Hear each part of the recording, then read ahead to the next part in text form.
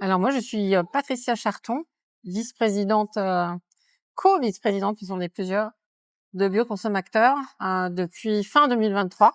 Donc c'est encore assez récent. C'est Julie Abraham, responsable communication et développement de l'association Bioconsommateurs depuis maintenant un peu plus d'un an et demi. Voilà. C'est ça. Et Julien Lucie, directeur de l'association Bioconsommateurs depuis un peu plus d'un an. Et avant, j'étais chargé de développement et de pédagogie. Encore avant, j'étais maraîcher bio. Donc ça permet d'avoir vu aussi les deux côtés de la production à la consommation.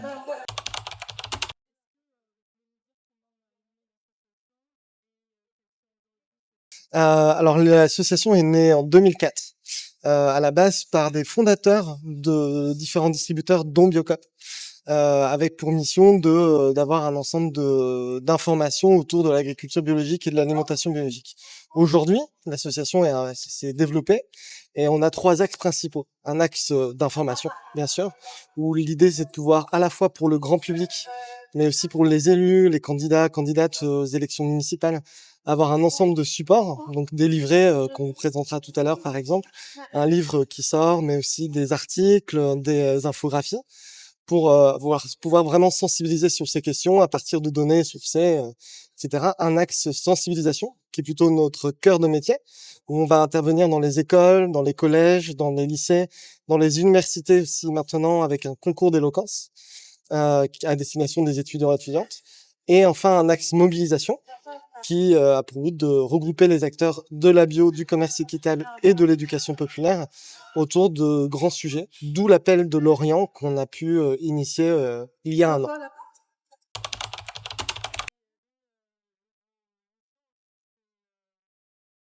Dans les moyens, il y a la communication, en effet. On a newsletter, on a des réseaux sociaux sur lesquels on décrypte l'actualité. On pense que c'est important de démêler un petit peu l'information et d'essayer de donner un petit peu de clarté aux consommateurs. On a un certain nombre de manières de le faire, mais par exemple, on essaie de décrypter ce qu'on appelle la jungle des labels, ou en tout cas de donner un peu de clarté à tous ces labels qu'on retrouve, labels et logos d'ailleurs. Et donc on a un jeu par exemple qui s'appelle donc le jeu des labels, et aussi un livret qui va en fait décrypter voilà, quels sont les labels bio, quels sont les labels dits durables, et on met tous les guillemets à celui-là pour présenter ce fameux label qui est HVE, haute valeur environnementale, qu'on a combattu et qu'on continue à combattre d'ailleurs, car il répond pas à des critères qui sont selon nous suffisamment sérieux, et qui se fait passer pour un label qui est justement sérieux au niveau de son cahier des Et charges. durable. Et durable, exactement. Donc pareil, voilà, qu'est-ce que ça veut dire le label dit durable? Donc c'est quelque chose qu'on va décrypter. Donc du coup, c'est un outil grand public qu'on utilise beaucoup et où on va permettre aux gens, avec les différents labels, de les placer dans différentes catégories. Et oui, c'est vrai que aujourd'hui, on fait aussi ce travail auprès des candidats aux élections municipales, parce qu'on veut toucher les collectivités. Il y a un grand levier d'action sur les cantines, sur la restauration collective d'une manière générale. Et donc les candidats, et par la suite, on continuera avec les élus. Donc on a démarré un tour de France de la sensibilisation bio, on va dire, hein, aussi bien pour les élus que pour le grand public. On a commencé avec Poitiers, qui a été une belle réussite, où on a eu presque toutes les listes, à part les brunes, sur Poitiers, qui sont venus écouter ce qu'on avait à dire, et ensuite échanger avec le public. Et on a pu aussi rassembler des liens avec tout un panel d'acteurs locaux de la bio. Ça va de la chambre d'agriculture, avec des gens qui interviennent sur la transformation. Enfin, on avait vraiment un panel très intéressant. Donc voilà, ça c'est notre travail aussi de sensibilisation grand public, et les personnes qui sont actrices réellement du travail sur le terrain, sur leur territoire. Et je compléterai juste avec il y a un ensemble d'informations scientifiques, des études, des enquêtes qui sont menées et qui sont peu utilisées ou sous-communiquées, parce qu'il y a un énorme poids de la communication de l'agro-industrie.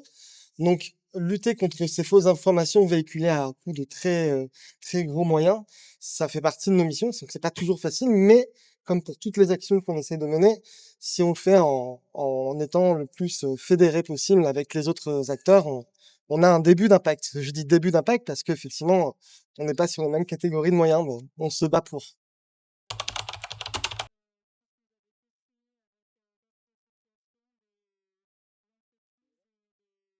À l'origine, et il y a 1 an, c'était donc les 20 ans de l'association Bioconsommateurs. Au lieu de fêter ça en interne, on a voulu porter une parole politique collective. Et donc on a invité un ensemble de réseaux à contribuer en amont et le jour même à la construction d'un appel commun, l'appel de l'Orient. Cet appel de l'Orient, il a pour objectif d'ailleurs, de soutenir la filière bio, vraiment de l'amont à l'aval, prenant vraiment toutes les composantes, montrer que c'est une solution face au dérèglement climatique, montrer que c'est une solution face à la crise sociale et écologique, et que les acteurs économiques, les acteurs associatifs sont capables d'être fédérés autour des réponses apportées, alors que ce soit au niveau national, européen ou à l'échelle des collectivités. Donc, sur cet appel-là, on a pu se mettre d'accord sur un ensemble de propositions, à la fois environnementales, de l'ordre juridique, de l'ordre éducatif, du commerce équitable. Voilà, on s'est mis d'accord sur toute une liste.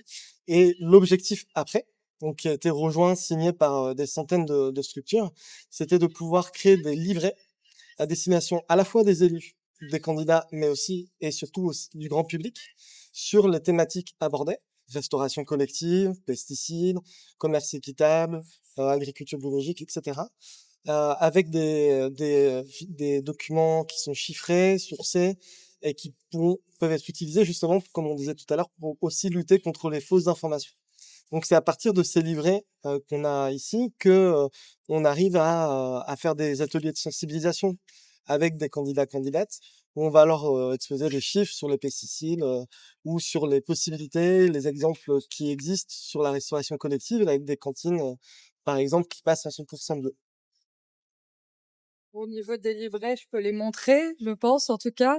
Donc celui-là, c'est le premier. Donc pourquoi soutenir l'agriculture biologique? L'objectif, c'était de le rendre visuel. Le concept, c'est de dire on ne lit plus assez aujourd'hui. Donc il y a un effet carrousel réseaux sociaux qui a été reproduit sous forme de livret aussi. Donc c'est en termes de communication, en tout cas, c'est une campagne. On a transformé les mesures de l'appel de l'Orient en une campagne. Donc voilà les différentes solutions qui sont aussi présentes dans l'appel de l'Orient. Et pour produire ces livrets, on a réussi à faire ce que Bioconsommateurs fait de mieux, c'est de réunir un certain nombre de partenaires qui travaillent pas forcément toujours ensemble. Donc il y a Biocop qui nous a soutenus dans ce projet, Satoris aussi, Bioéquitable en France et Biopartenaires. Et voilà, donc on en a 6. Donc il y en a un sur l'éducation, un sur la restauration collective, un sur le fait que manger bio c'est possible et c'est pour tout le monde, un autre sur les pesticides de synthèse et un dernier sur l'éducation au service de la transition. Voilà.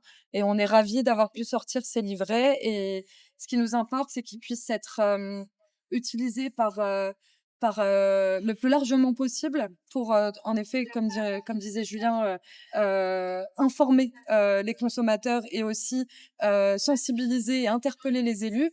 Et ils sont disponibles sur notre site internet. N'importe qui peut les imprimer ou les télécharger, c'est à disposition de tous.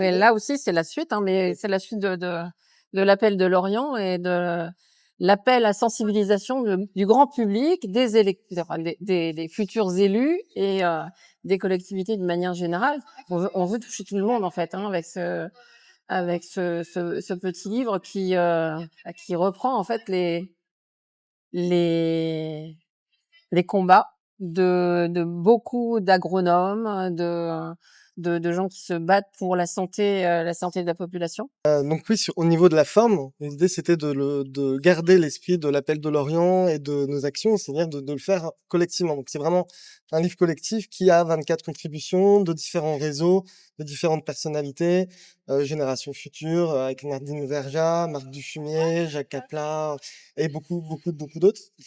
Sur le fond, L'idée, c'était de montrer qu'il y avait différentes initiatives, différentes visions de l'agriculture et de l'alimentation d'aujourd'hui et de demain, et de laisser le champ libre à un ensemble de personnalités sur les 3 axes habituels de l'association: sensibilisation, mobilisation et information. Donc, on a dedans à la fois des actions qui sont menées par Génération Future, par exemple, sur chaque ton politique, des témoignages de vie, que ce soit d'agriculteurs, que ce soit d'enseignants ou autres, et des témoignages on va dire, d'actions qui doivent être menées par rapport à une vision de long. On va avoir des chefs en cuisine aussi dedans. Donc, c'est un recueil, on va dire, de vision et d'action, ou d'incitation au passage à l'action, d'un ensemble de réseaux et de personnalités. J'ajouterais qu'en fait, on leur a tous posé la même question aux 24 contributeurs et contributrices. Et la question, c'était quelle forme peut prendre la défense d'une agriculture et d'une alimentation saine et durable.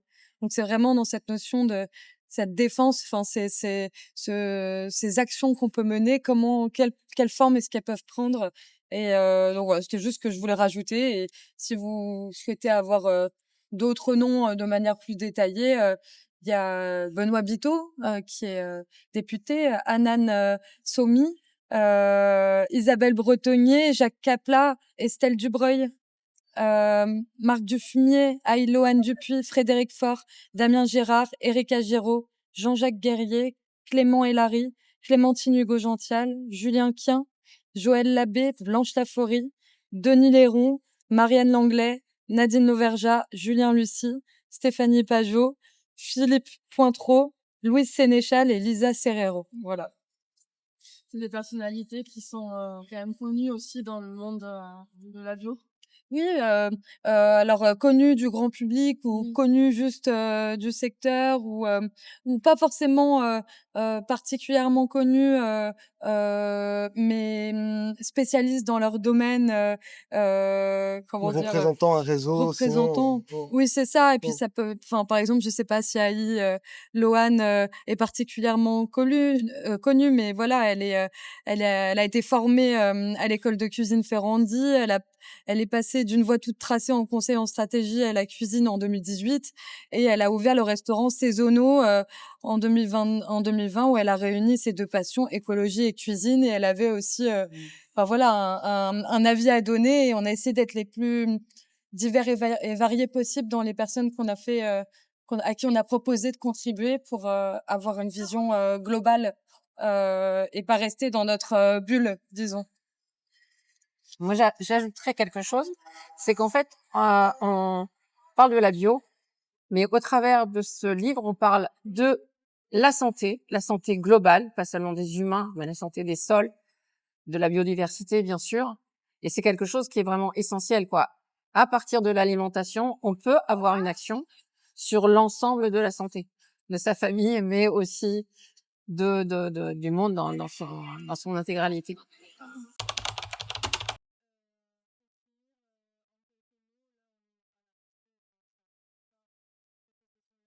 Et je pense qu'en fait, on a une carte à jouer et un rôle à jouer vis-à-vis justement de la filière bio, de manière à ce qu'elle se dévoie pas, enfin qu'il n'y ait pas de biais pris à un moment donné, parce que le modèle commercial fait que il faut faire du chiffre, et donc il faut absolument qu'on conserve cette envie d'aller tous vers la même chose. Et je pense que c'est là que Bioconsommateur peut vraiment avoir son rôle. Et donc on essaye de multiplier les relations et tous les deux vous faites ça super bien et de faire en sorte de développer nos partenariats de manière à voilà développer l'esprit de la bio et la connaissance de la bio auprès du grand public. Et pour abonder dans ce sens-là, je dirais que c'est ce qui fait la différence entre ce qu'on dit la bio et le bio. C'est-à-dire que le bio, ça va être tout l'aspect vente commerciale, etc., qui est très important, mais qui n'est pas la même chose que la bio, qui sous-tend un ensemble de valeurs qui va au-delà même de l'alimentation et de l'agriculture. Et Bioconsommateur défend ces valeurs de la bio, avec le commerce équitable, avec l'agriculture paysanne, etc. Et ça, c'est important d'avoir ça en tête et de se battre pour, à l'heure où à la fois le milieu associatif est attaqué frontalement par les politiques publiques, et à la fois où la situation des agriculteurs et des agricultrices est périlleuse dans la situation qu'on connaît. Donc sur la filière de la bio, pour garder la filière de la bio, il faut qu'on puisse continuer et accentuer le fait de se serrer les coudes et se fédérer pour porter des valeurs communes. Et à propos de ces valeurs communes, il y a quelque chose que je ressens aujourd'hui. Après, peut-être que je me trompe, mais j'espère pas. J'ai l'impression, là, on a rencontré un certain nombre de marques qui sont des concurrentes les unes des autres, c'est vrai. Sauf qu'on ressent aussi le fait que on est tous derrière la même chose, c'est-à-dire que on croit tous ici aux bienfaits de l'agriculture et de l'alimentation biologique, bienfaits pour l'environnement, pour nos santé. Et du coup, comme à l'image de ce livre qu'on vous a présenté, à l'image de ce livret, à l'image de nos relations avec les différentes personnes aujourd'hui, on est tous derrière la même chose et derrière les mêmes valeurs. Et en tout cas, j'espère que ça continuera comme ça parce qu'on va dans la même direction et on espère que ça avancera dans la bonne direction. Voilà. On fait tout pour, en tout cas. Oui. On va se battre pour. Oui.